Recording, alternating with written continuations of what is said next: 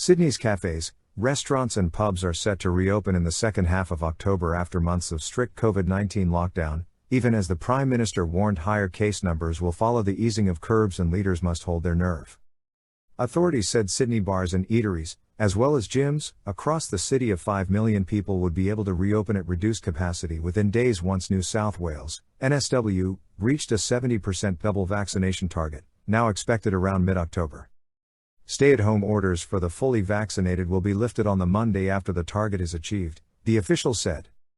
The plans come as daily infections linger near record levels in NSW amid a spread of the highly transmissible Delta variant, with the state registering 1,405 new local cases on Thursday, down from 1,480 a day earlier. 5 new deaths were recorded. Living with COVID means you have a cautious and staged reopening once you get to those high rates of vaccination in your adult population, NSW State Premier Gladys Berejiklian said during a media briefing in Sydney, the state capital.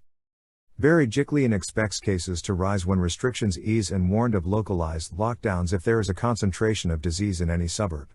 Lockdown rules in several regions outside Greater Sydney have been lifted from Saturday after low case numbers there. Under the plan, pubs and cafes in Sydney could reopen before schools, which will begin classes for younger aged groups from October 25. School reopening date is fixed because we need to provide certainty and planning for school communities, but for adults, we have the capacity to be more flexible, she said. Berejiklian had initially pursued a COVID-0 strategy to quell an outbreak of the highly contagious Delta variant that began in mid-June, but has since shifted to focusing on increasing inoculation rates. About 43% of the population above 16 in the state, Australia's most populous, have been fully vaccinated, slightly higher than the national average of 40%.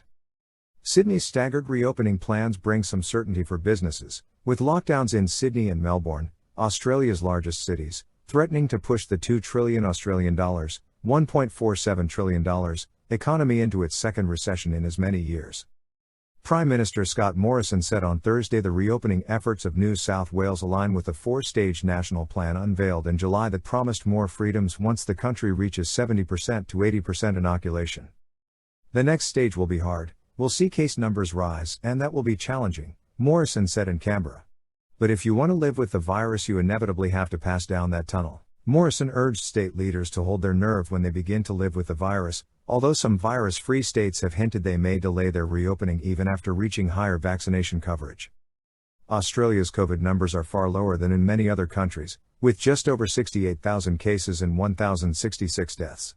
Increased vaccination levels have kept the death rate at 0.41% in the Delta outbreak, data shows, below previous outbreaks.